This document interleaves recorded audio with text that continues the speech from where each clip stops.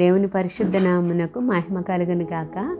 దేవుడిచ్చిన మరొక తరుణాన్ని బట్టి, ఈ నూతన దినమును బట్టి దేవునికి వందనాలు స్తోత్రాలు చెల్లిస్తూ వేకప్ విత్ గాడ్ వారికి నా కృతజ్ఞత చెల్లిస్తూ ఉన్నాను.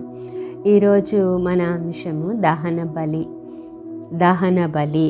మన వాక్య భాగము లేవీకాండము 6వ అధ్యాయము 8వ వచనం నుంచి 13వ వచనం వరకు ఉన్నటువంటి వాక్య భాగంలో ప్రత్యేకంగా 12వ వచనం, బలిపీఠము మీద అగ్ని మండుచుండవలెను, అది ఆరిపోకూడదు. బలిపీఠము మీద అగ్ని మండుచుండవలెను, అది ఆరిపోకూడదు. ఇది దేవుడు ఇశ్రాయేలీలకు ఇచ్చినటువంటి ఒక విధి లేక నియమము, కట్టడ. దహన బలిని గుర్చినటువంటి విధి. దహన బలి విషయంలో దేవుడు చెప్పింది ఏంటంటే, రాత్రి పగలు కూడా ఆ దహన బలి కాల్చినటువంటి ఆ మంట ఆ బలిపీఠం మీద అది మండుచూ ఉండాలట. అది మండుచూ ఉండాలని ఇక్కడ మనకు 11, 12, 13 వచనాల్లో చాలా క్లియర్గా వ్రాయబడి ఉంది. అది ఆరిపోకూడదు. బలిపీఠం మీద అగ్ని మండుచుండవలెను, అది ఆరిపోకూడదు. అంటే బలిగా అర్పించడం అంటే ఇది స్తుతి యాగానికి గుర్తుగా, సూచనగా ఉంటున్నది. రోమాపత్రిక 12వ అధ్యాయం 2వ వచనంలో మీ శరీరములను సజీవ యాగముగా అర్పించుకోవాలని వ్రాయబడి ఉంది. ఇక్కడ దహన బలి కూడా అర్పించినటువంటి ఆ బలి అది బలిపీఠం మీద పెట్టి కాల్చడం ప్రారంభించిన తర్వాత అది అలా కంటిన్యూస్గా కాలుతూనే మండుతూనే ఉండాలట. క్రింద ఏమని వ్రాయబడి ఉందంటే, బూడిద అయిన తర్వాత కూడా బూడిదను ఎత్తి బలిపీఠమునొద్ద దానిని పోసి తమ వస్త్రములను తీసి వేరు వస్త్రములను ధరించుకొని పాలెం వెలుపలనున్న పవిత్ర స్థలమునకు ఆ బూడిదను తీసుకొని పోవలను.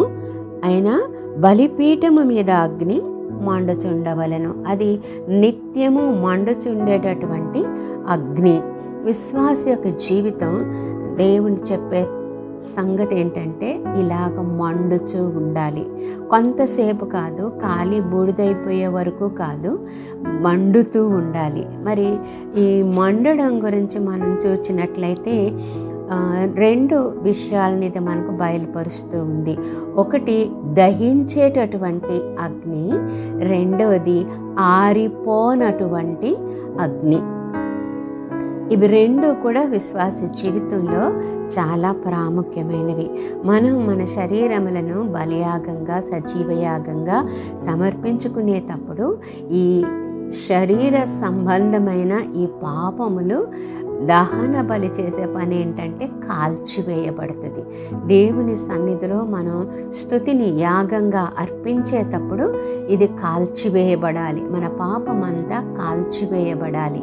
అయితే ఈ స్తుతి ఆరిపోనటువంటి అగ్ని. ఈ స్తుతి ఎల్లవేళలా ఇది మండుతూనే ఉండాలంట. రాత్రి పగలు కూడా మండుతూనే ఉండాలి. ఇది ఆరిపోకూడదు. ఇటువంటి ఆజ్ఞ దేవుడు మనకిచ్చింది ఎందుకు అంటే, మనము మన జీవితంలో అన్ని పరిస్థితుల్లో, అది రాత్రి పరిస్థితి అయినా, చీకటి పరిస్థితి అయినా, శ్రమతో కూడిన కష్టంతో కూడిన పరిస్థితి అయినా, పగలైనా అంటే వెలుగు సంబంధమైన పరిస్థితి అయినా, అది నిత్యము ఆరిపోకూడదు. ఆ స్తుతి నిత్యము పైకి వెళ్తూ ఉన్నప్పుడు ఆయన సన్నిధి మన మధ్యకు దిగి వస్తూ మనల్ని బలపరుస్తూ మన సవాళ్ళని ఎదుర్కోవడానికి మనలను శక్తిమంతులనుగా చేస్తుంది.